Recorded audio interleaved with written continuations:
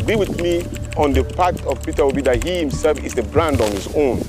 But at the same time, too, he has not made this particular position known to me or any other person that he is leaving the party. But the fact still remains that there is a very important need for the right thing to be done. And that right thing is what was agreed upon by the Nigerian Labour Congress, and which is the position of various members of the party and the obedient group, which has to do with having a convention starting from the ward level to the local government and to the federal level. This is his position, and he's being consistent with that.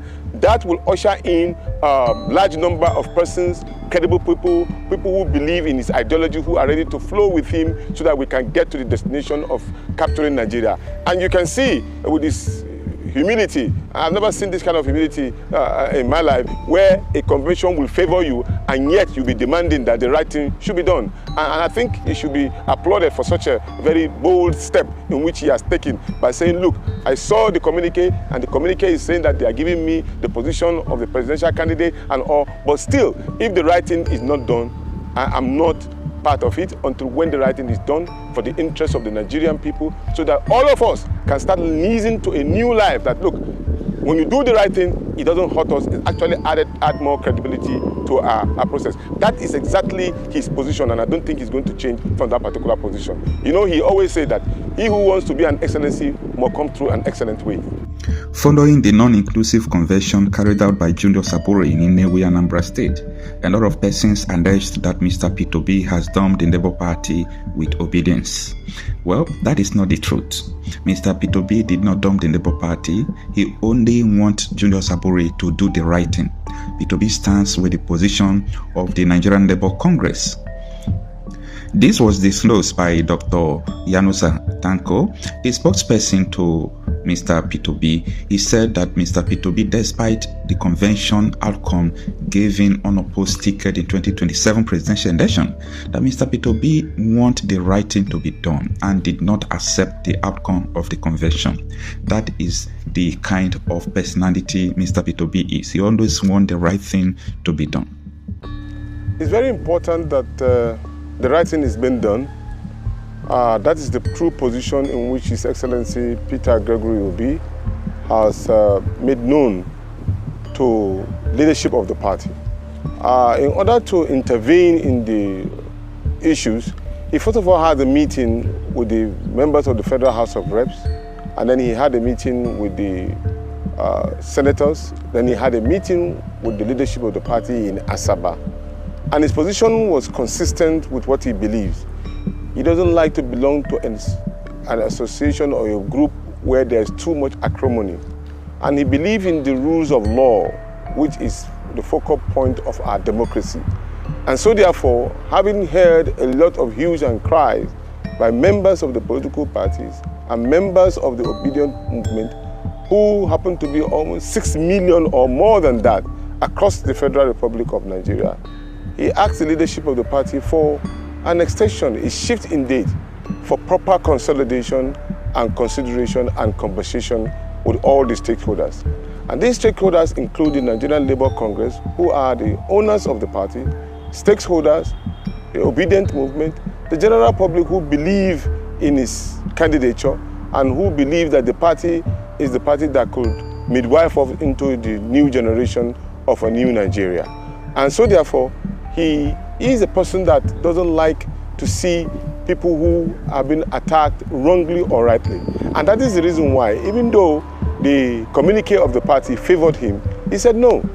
The right thing to be done is to have this Congress in line with the position of the Nigerian Labour Congress. Because the Nigerian Labour Congress and the TUC have a document that was signed by the leadership of the party, saying, ab initio, that there will be a national convention, a unity convention.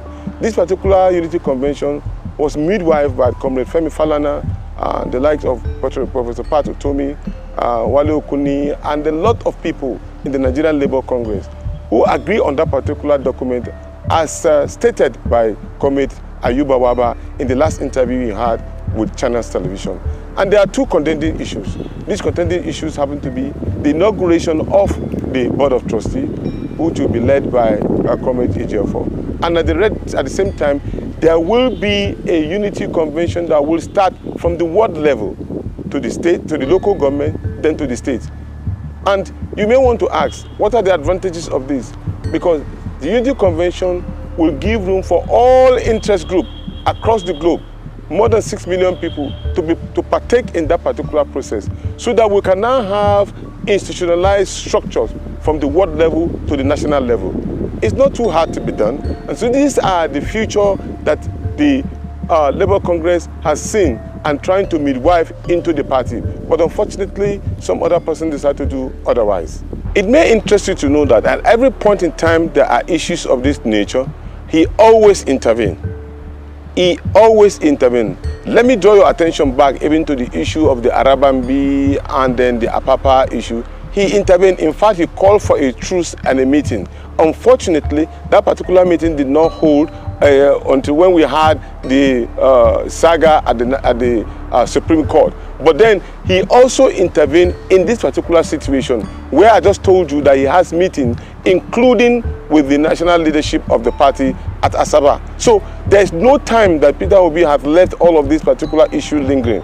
It's just that when he gave his own position, some other persons think to do otherwise. Let me draw your attention to section 9(1)(2)(3) of the Constitution of the Labour Party. It's very clear. It talks about membership, procedures and obligations, and the membership was very clear.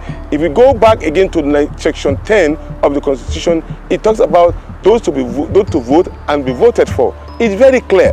Also to talk about section 11 of the Constitution of the Labour Party, also talk about the structures of the Labour Party, which has 4 tiers: federal, local, ward elections, state, local government election, state election, and then the national convention. And these are things that were also agreed by the party with the Nigerian Labour Congress. So you see, at every point in time, he is being guided by the positions of the constitution of the party and guided by the position of the people who actually voted him. So at every point in time, he tried to follow the rules and regulations and tried to intervene accordingly. Most likely, most of the people who, by the time he has intervened in this particular process, some people may decide otherwise. And then, of course, there's nothing you can do. You can only take a horse to the river, but you cannot force it to drink water. Let me draw your attention. Remember when the issue of Apapa came up, and then there's Arabambi, and then the Abure issue. I have been speaking in favor of what was on ground. There has never been a leadership tussle in the Labour Party before the court adjudicated accordingly. Also, Comrade Joe Ajaero also stepped in support of Comrade Abure. He documented it and he publicly spoke on that particular matter. So, in line with all of this, many Nigerian people who have been interested in the development within the Labour Party have spoken in favor of what is established in the Constitution. So, it is not now that they are intervening. They have been intervening, but when it's very clear that the document of signature, the document that was signed to and agreed upon, domiciled in the alternative dispute resolution of INEC, is now being kept in abeyance, of course, you expect them not to sit back and not to intervene at the same time. What they are doing is to intervene to get the right thing being done. Let me also refer to the Constitution of the Labour Party. Section C of the Constitution of the Labour Party says where there are issues, there will be a special national convention. So how long will the Board of Trustees stay will now be subject to the agreement that's already been initiated and agreed by both parties of the Nigerian Labour Congress and the political party domiciled in INEC. So it's in that document that will enshrine possibly one couple of months before we can now have a probably constituted election or convention that will be encompassing, that will carry everybody along. Look, whether you like it or not, the Labour Party has grown bigger and there will be a lot of people. You cannot expect that 6 million plus people who are interested in building a big platform will be annihilated from a national convention, and you have an inclusive national convention rather than an expanded national convention. Which one would you take? Because by doing that, there are 2 things that you will benefit. when you have a convention that carries everybody along, you will start from the ward.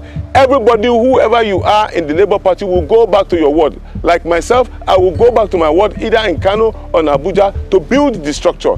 His Excellency Peter Obi will go back to his own ward and build the structure. Any members of the party will go back. So that means within a short period of time, you will have 774 local government flying the flag of Labour Party. 774 local government, and that of course means thousands of wards will be enacted. Yes, there are arguments being said that yes, we may decide to start from the top and then end up from the bottom, or from the bottom to the top. No, this particular agreement was very clear. Instead, starting from the ward. You cannot have an election where majority of the people in the ward are appointees. Majority of the people in the world are appointees. There's nowhere where you heard that there has been a convention that brought in leadership of the party from the world. No, and this gives us an opportunity to do the right thing so that we can be given the opportunity to build the structure from the world. Now with that, you can now have stationed and acceptable members who will serve as your agent at the polling unit, not appointees. And in fact, take a look at it. How can you now have an appointee to now elect a substantive leadership? It's not done.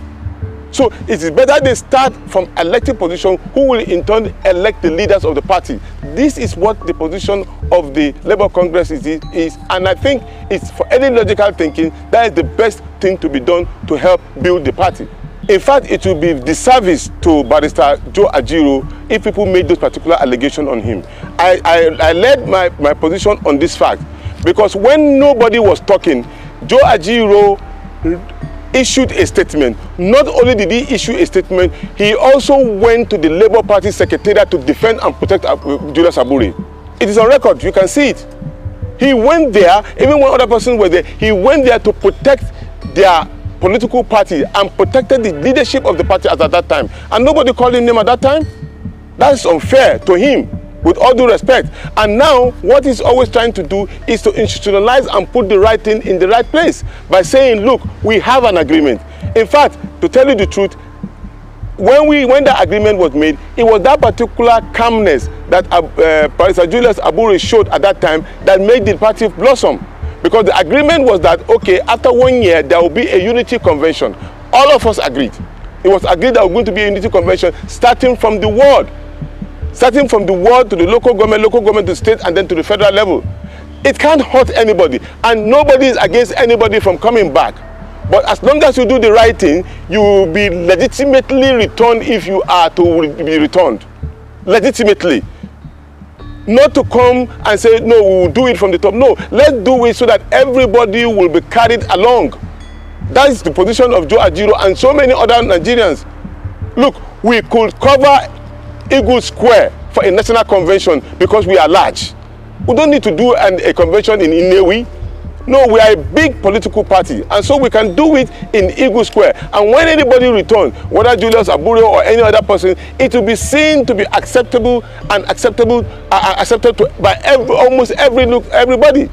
And then we will have a funfair convention that will ignite the whole of Nigeria. We will start from the ward, everybody will be involved, you go, and then everybody will be, you will see it, there will be fun and flair in that particular process. And everybody will be carried along, so nobody will be left behind. That is exactly what His Excellency is saying, and that's what Joe Ajaero is saying. And I believe the Labour Party leadership too should see it in that direction. Well, let me say something. There's always room for everybody in the Labour Party, especially those leaders who have it. There are positions that's already established in that particular week. Many people can sit down around the table and negotiate, and everybody will be carried along. Actually, one of the major problems that we are having is the fear of the unknown, that some people are coming in to take over the party. But the fact is that Section 10 and Section 9 of the party says that every member of the party will be treated equally. Equally. So there's nothing to fear about. Nobody should be afraid of somebody coming in. In fact, if the party had not been open to this particular level, many of the people who are already in this leadership of the party wouldn't have been there. That is the fact. Because the party opened up the space and carried many people along. Now we have opportunity to make it bigger and to win elections. That is the target. So whether somebody is feeling that he will be outside, nobody is against anybody. And we shouldn't be, because how many are we at the moment? We want to even be like 12 million, 13 million, or even 15 million of us. The more we are, the merrier. And it gives us edge to win elections. So we know we have the capacity. So people should not be afraid of people coming in, quality people coming into the party. They should not be. In fact, they should welcome them with open hands. That will make the party even great. We had opportunity of winning nothing less than 16 to 17 states of the Federal Republic of Nigeria. Only if we have put our head down, we would have won it. And this is sure. So now the opportunity has come. So let us all embrace it. Let us do the right thing. So there's nobody that will be annihilated in any way, but we can sit around the table and look at the best way so that every one of us will be carried along. He is interested seriously in staying in a political party that is can avoid acrimony, counter accusation and all. Not because of anything, because it gives you smooth riding to get to where you want. You will agree with me on the part of Peter Obi that he himself is a brand on his own. But at the same time too, he has not made this particular position known to me or any other person that he is leaving the party. But the fact still remains that there is a very important need for the right thing to be done. And that right thing is what was agreed upon by the Nigerian Labour Congress, and which is the position of various members of the party and the obedient group, which has to do with having a convention starting from the ward level to the local government and to the federal level.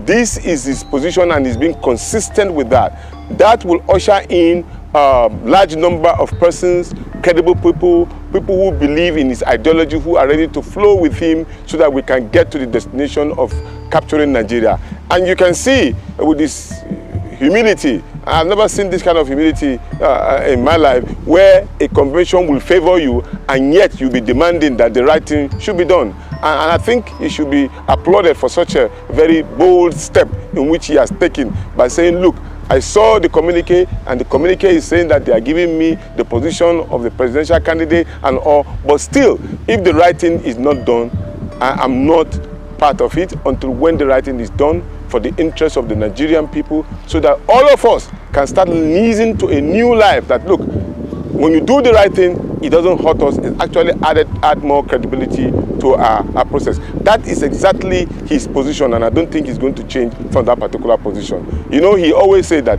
he who wants to be an excellency must come through an excellent way.